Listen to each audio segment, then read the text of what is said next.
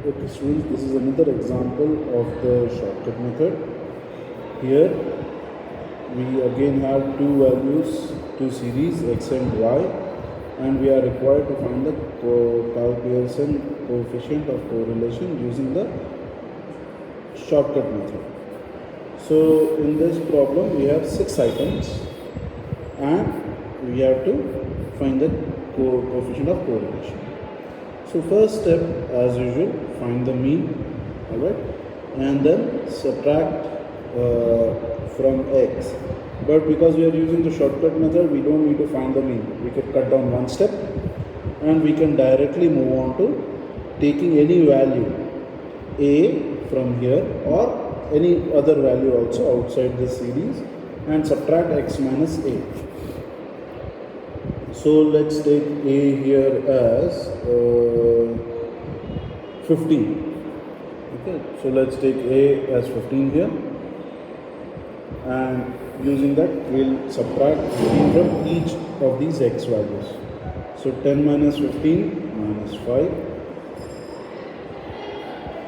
12 minus 15 minus 3, 15 minus 15 0, 10 minus 15 minus 5, 16 minus 15 1, 17 minus 15 2. Now dx square becomes automatically very easy then. 25 9 0 25 1 4.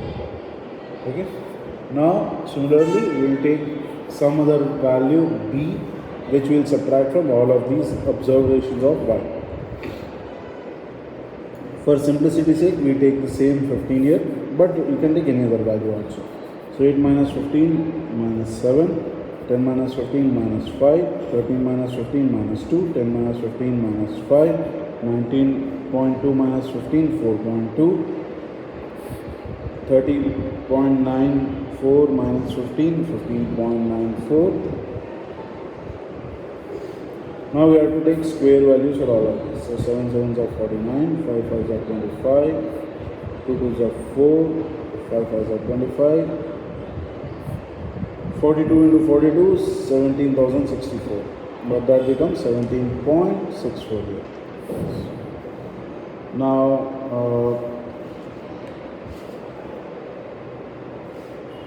we will take dy square, 15.94 square will come to as 254.0. Now dx dy 35 15 0 25 4.2 and 31.88. So when we add dx dy, we get sigma dx dy equal to 111.08.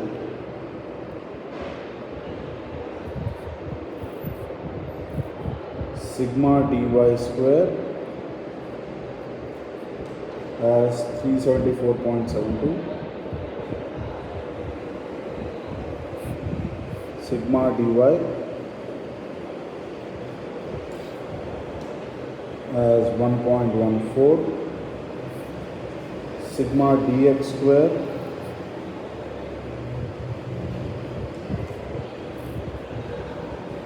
is equal to 64. Sigma dx equal to minus. Alright, now we have to calculate coefficient of correlation using our formula. So here let's first write down the formula. R is equal to N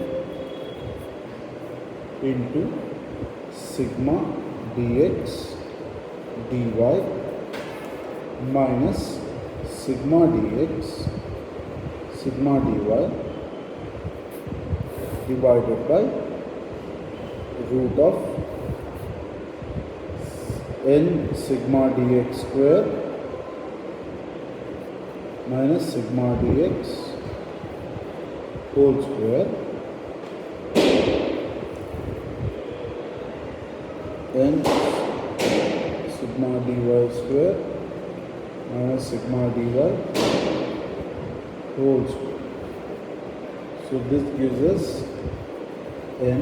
Now sigma dx dy is 111.08. And what is n? N is 6 for us here. Minus sigma dx, sigma dy. So sigma dx is minus 10. Sigma dy is 1.14. This when divided by root of 6 sigma dx square, and sigma dx square for us here is 64 minus sigma dx whole square.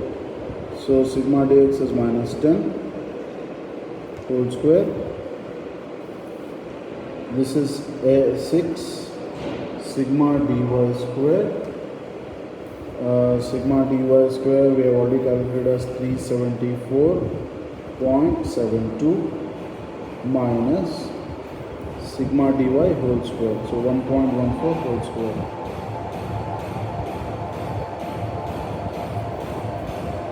So this comes as for us 11 into 6 into 111.08, it comes as 666.48 minus, now minus into minus plus 10 into 1.14 becomes 11.4 divided by root of, now 6 into 64 is giving us as 384. 384 minus 10 square minus 100.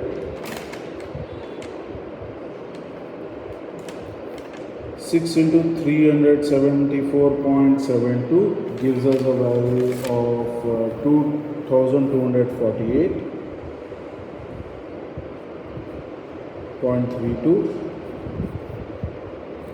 minus 1.14 square comes as 1.2996.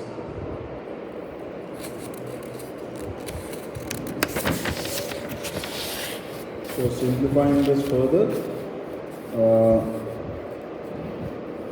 666.8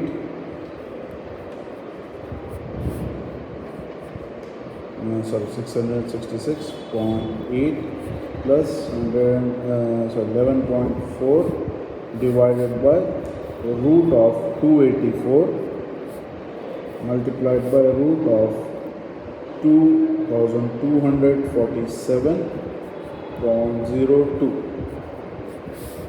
So this further simplifies to 666 plus, so this becomes 677.8 divided by root 284 is 16.85 multiplied by 47.403.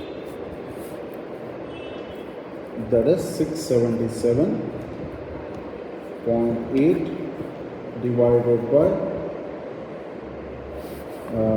16.85 into 47.403 comes as 798.85. So let's calculate this.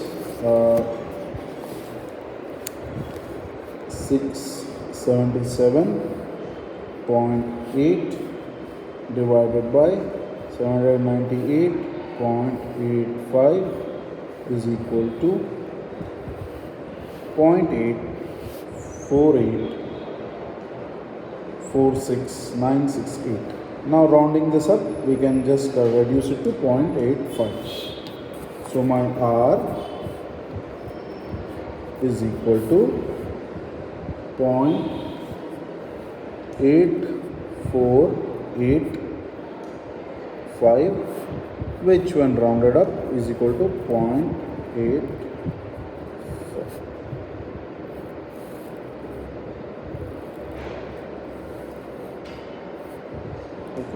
Now interpretation. Once we find it is 0.85, it is greater than 0.75. That means it is highly positively correlated.